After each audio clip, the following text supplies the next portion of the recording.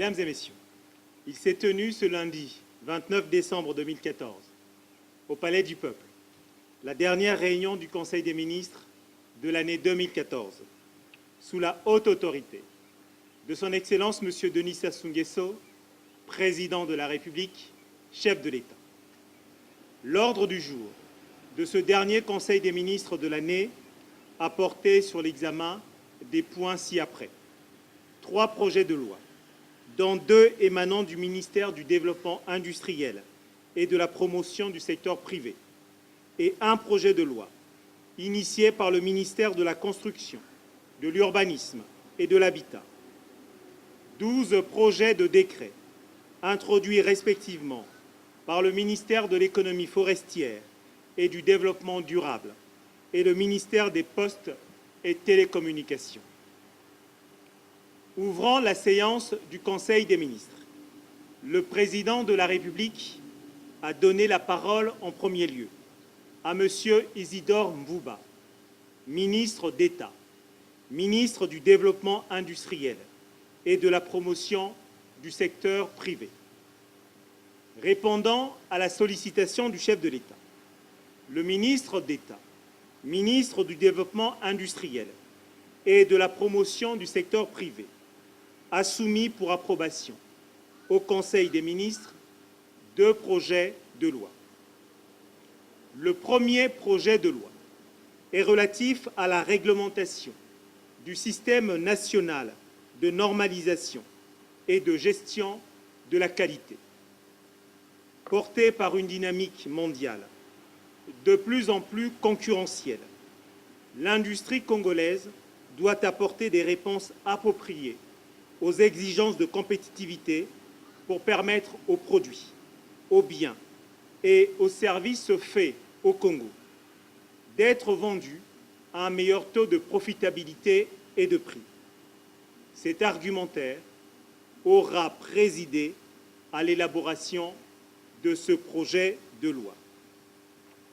Ce système, qui intègre en son sein des activités de normalisation, de métrologie, de certification et de gestion de la qualité, sera mis en œuvre par l'Agence congolaise de la normalisation et de la qualité. Il s'agit bien ici de renforcer le cadre de l'expertise technique et juridique du secteur de l'industrie afin de doter le pays de mécanismes d'une gouvernance efficace répondant aux exigences de la compétitivité, elle-même dictée par le marché international, tout cela dans le souci de garantir la sécurité du consommateur. Poursuivant son propos, le ministre d'État, ministre du Développement industriel et de la promotion du secteur privé, M. Isidore Mbouba, a présenté un second projet de loi portant création de l'Agence congolaise de normalisation et de la qualité. La nécessité de garantir la sécurité des consommateurs et de promouvoir la qualité des biens, des produits et des services, conformément aux axes stratégiques de la politique d'industrialisation du pays et aux engagements internationaux auxquels nous avons souscrit, notamment dans le cadre de l'Organisation mondiale du commerce et de l'Organisation internationale de la normalisation, a conduit le gouvernement à proposer la création de l'Agence congolaise de normalisation et de la qualité. Cette agence a pour mission d'assurer l'élaboration de la norme, la promotion de la gestion de la qualité, la mise en œuvre du système national de certification des produits et services, le suivi de l'application des normes et de la gestion de la qualité dans les secteurs d'activité socio-économique. Ces 2 projets de loi ont reçu l'approbation du Conseil des ministres. Invité par le Président de la République à prendre la parole, le ministre de la Construction, de l'Urbanisme et de l'Habitat, M. Claude Alphonse Silou, a présenté un projet de loi relatif au statut de la copropriété des immeubles bâtis. Les immeubles, les lotissements construits par l'État ou le secteur privé doivent être accompagnés d'un dispositif juridique qui permette de gérer avec rationalité la vie des habitants d'un même ensemble immobilier en définissant les responsabilités des uns et des autres. Ceci dans l'intérêt de tous, c'est bien ce qui a motivé ce projet de loi. Le règlement de copropriété et la charte commune des copropriétaires, une sorte de loi intérieure. Le syndicat, quant à lui, constitue l'organe délibérant et le syndic, l'organe d'administration de la copropriété et d'exécution des décisions que le syndicat prend en assemblée générale. Le projet de loi relatif au statut de la copropriété des immeubles bâtis a été adopté par le Conseil des ministres. Il est ensuite revenu à M. Henri Njombo de prendre la parole.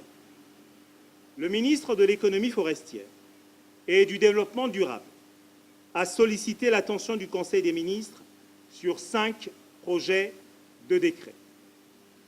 Le premier projet de décret porte création, organisation, attribution et fonctionnement des organes de gestion de la mise en œuvre du processus de réduction des émissions de gaz à effet de serre liées à la déforestation, à la dégradation des forêts, avec inclusion de la gestion forestière durable, la conservation de la biodiversité et l'accroissement des stocks de carbone. La République du Congo a été sélectionnée par la communauté internationale au titre des financements du Fonds de partenariat pour le carbone forestier de la Banque mondiale et du programme ONU relatif à la réduction des émissions liées à la déforestation et à la dégradation des forêts, d'où le projet de décret initié par le ministre Henri Njombo. Le projet de décret qui nous occupe définit ainsi le mode de fonctionnement des 3 principaux organes de gestion de la réduction des émissions liées à la déforestation et à la dégradation des forêts en République du Congo, à savoir le comité national, les comités départementaux et la coordination nationale. Il confirme la volonté politique du gouvernement d'inscrire fermement notre pays dans la conservation et la gestion durable des ressources forestières nationales. Dans un deuxième temps, le ministre Henri Njombo a présenté le projet de décret portant création, organisation et fonctionnement du Comité national de lutte contre le braconnage. Le braconnage constitue de nos jours l'une des principales menaces pour de nombreuses espèces animales de la faune sauvage dans la sous-région. La gravité de cette situation a amené les chefs d'État et de gouvernement d'Afrique centrale à réaffirmer en 1999, à Yaoundé, au Cameroun, leur volonté de privilégier l'approche commune en matière de conservation de la biodiversité et de la gestion durable des écosystèmes de la sous-région. La Commission des forêts d'Afrique centrale, la COMIFAC, est née en 2005 de cette volonté. La COMIFAC est un organe d'action concertée en vue donc d'éradiquer le braconnage et toute exploitation non durable dans la sous-région. Ce projet de décret, qui suit les directives sous-régionales sur la lutte contre le braconnage, auxquelles le Congo est solidairement lié en tant qu'État partie, vise essentiellement à accroître et sécuriser la participation de toutes les parties prenantes à la lutte anti-braconnage sur notre territoire, avec un objectif avoué, celui de parvenir à une amélioration de la gouvernance dans ce domaine et à l'instauration d'un système de chasse durable qui participe au bien-être des populations locales, contribuant ainsi au développement national.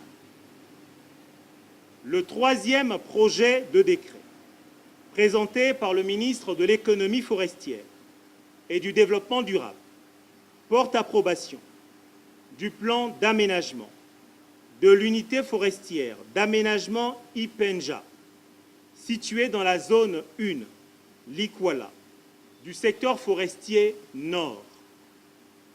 On se rappellera que depuis l'année 2000, le gouvernement congolais a adopté une politique forestière fondée sur la gestion durable des forêts avec la promulgation du Code forestier. L'objectif principal de cette politique est d'encourager une production soutenue des ressources forestières en garantissant la conservation de la diversité biologique et des écosystèmes forestiers. Dans le cadre de la mise en application de cette politique, le Congo a réalisé un programme d'aménagement durable des concessions forestières sur la base d'un inventaire multi-ressources en vue d'une connaissance du potentiel des bois d'œuvre, d'une identification des autres produits forestiers et de leur état, ainsi que de leur répartition spatiale, permettant ainsi une planification rationnelle de leur gestion. C'est ce programme qui est développé dans l'unité forestière d'aménagement Ipenja, concédée à la société Tenri Congo, couvrant une superficie de 461 296 hectares. Pour appuyer les activités socio-économiques des populations locales ayant trait au développement communautaire, il est prévu la création d'un fonds de développement local financé par une redevance annuelle de 200 francs CFA par mètre cube de volume commercial produit. Ce fonds sera géré par un comité de gestion réunissant l'ensemble des partenaires. Le quatrième projet de décret porte approbation du plan d'aménagement du parc national d'Odzala-Kokwa, situé à cheval sur les départements de la cuvette ouest et de la Sangha. Le parc national d'Odzala-Kokwa, créé par décret en date du 10 mai 2001, couvre une superficie d'1 354 600 hectares. Il a bénéficié entre 1992 et 2010 d'un financement de l'Union européenne dans le cadre du programme ECOFAC Congo. Les activités réalisées dans la mise en application de ce programme, notamment les inventaires de la faune et de la flore sauvage, les études écologiques et socio-économiques, ainsi que le développement des projets communautaires, ont permis l'élaboration du premier plan d'aménagement du parc national d'Odzala-Kokwa. Ce projet de décret consacre la subdivision du parc en 3 différentes zones. Une zone de développement d'une superficie de 223 000 hectares, destinée à la valorisation durable des ressources naturelles au profit des communautés locales, des villages situés dans et autour du parc une zone de transition d'une superficie de 243 900 hectares, séparant la zone de développement du noyau central. Une zone de protection, dit noyau central, d'une superficie de 823 000 hectares, constituant la partie la plus importante du parc, tant en superficie qu'en valeur biologique, avec interdiction formelle de pratiquer toute activité extractive. Le 5e projet de décret porte approbation du plan d'aménagement du sanctuaire de gorilles de Lossi, situé dans le district de Mbomo, dans le département de la Cuvette Ouest. Le sanctuaire de gorilles de Lossi, créé par décret du 10 mai 2001, couvre une superficie de 35 000 hectares. Il a également bénéficié d'une assistance financière du programme ECOFAC Congo, qui a permis la réalisation des inventaires de la faune et de la flore sauvage, les études écologiques, les études socio-économiques et l'élaboration du premier plan d'aménagement du sanctuaire de gorilles de Lossi.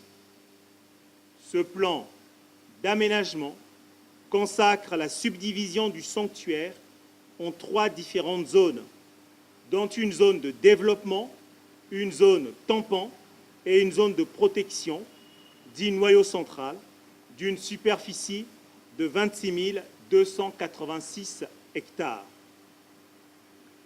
Les 5 projets de décret présentés par le ministre Henri Njombo ont été approuvés par le Conseil des ministres. Le ministre des Postes et Télécommunications, M. Thierry Mungala, a sollicité l'avis du Conseil des ministres sur 7 projets de décret. Le premier est relatif à l'interconnexion des réseaux de télécommunications ouverts au public. Il fixe les conditions générales d'interconnexion des réseaux et des services de communication électronique ouverts au public et précise le rôle dévolu aux régulateurs ainsi que les procédures d'arbitrage des dits réseaux. Le deuxième projet de décret fixe les conditions d'installation et d'exploitation des réseaux et services postaux. Il s'agit, avec ce projet de décret, de mettre en place une réglementation appropriée pour garantir une entrée non discriminatoire des opérateurs et prestataires de services sur le marché postal, garantir les intérêts des principaux acteurs du secteur, à savoir l'État, les opérateurs et les consommateurs, et assurer le développement et la modernisation des réseaux et services postaux. Le troisième projet de décret est relatif à l'approbation du plan national d'attribution de bandes de fréquences radioélectriques. Conformément aux dispositions du droit international en la matière, issues des prescriptions de l'Union internationale des télécommunications, ce texte prévoit la répartition des bandes de fréquences radioélectriques pour les besoins de défense nationale et de sécurité publique, pour des besoins civils et pour des besoins communs. Le quatrième projet de décret fixe les modalités de gestion du plan national de numérotation et les conditions d'utilisation des ressources en numérotation. Le cinquième projet de décret, soumis au Conseil des ministres, fixe les conditions et les modalités d'homologation des équipements terminaux et radioélectriques, de vérification de la conformité et du contrôle technique à l'importation des équipements de communication électronique. Par cet acte réglementaire, le gouvernement entend garantir, dans l'intérêt général, la santé et la sécurité des usagers et du personnel exploitant des réseaux de communication électronique, la compatibilité électromagnétique entre les équipements et les installations de communication électronique, le respect du plan national des fréquences radioélectriques en évitant les interférences dommageables pour les tiers en conformité avec les exigences du droit international en la matière. Le 6e projet de décret fixe les modalités d'encadrement des tarifs des services de communication électronique. Il s'agit en réalité d'éviter les pratiques anticoncurrentielles néfastes pour les consommateurs, comme pour la vitalité du marché des télécommunications. Le 7e projet de décret fixe les conditions d'établissement et d'exploitation des réseaux et services de communication électronique et de distribution des équipements de communication électronique. Ce projet de décret traite de la procédure d'attribution de licences ainsi que de celles relatives aux autorisations et agréments nécessaires à l'installation et à l'exploitation des réseaux et services de communication électronique, de même que les dispositions relatives au cahier des charges et aux conditions de distribution des équipements de télécommunication. Ces 7 projets de décret ont reçu l'assentiment du Conseil des ministres. Clôturant cette dernière réunion du Conseil des ministres de l'année 2014, le président de la République, son Excellence M. Denis Sassou Nguesso, a une nouvelle fois appelé le gouvernement à être à la hauteur de l'ambition commune visant à offrir au peuple congolais les possibilités de son épanouissement politique, socio-économique et culturel. Dans ce cadre, il est essentiel que l'exécution du programme national de développement donne les résultats attendus. En ce sens, et pour cela, le budget 2015 continue de privilégier l'investissement qui reste à même de nous inscrire durablement sur le sentier du développement économique et social.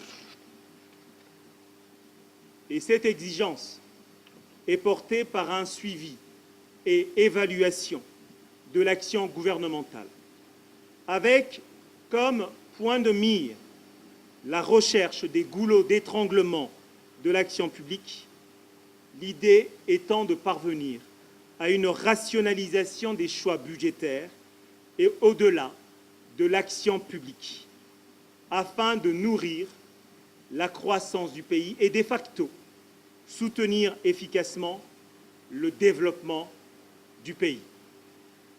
Commencée à 10 h, la réunion du Conseil des ministres de ce lundi 29 décembre 2014 a pris fin à 14 h précises.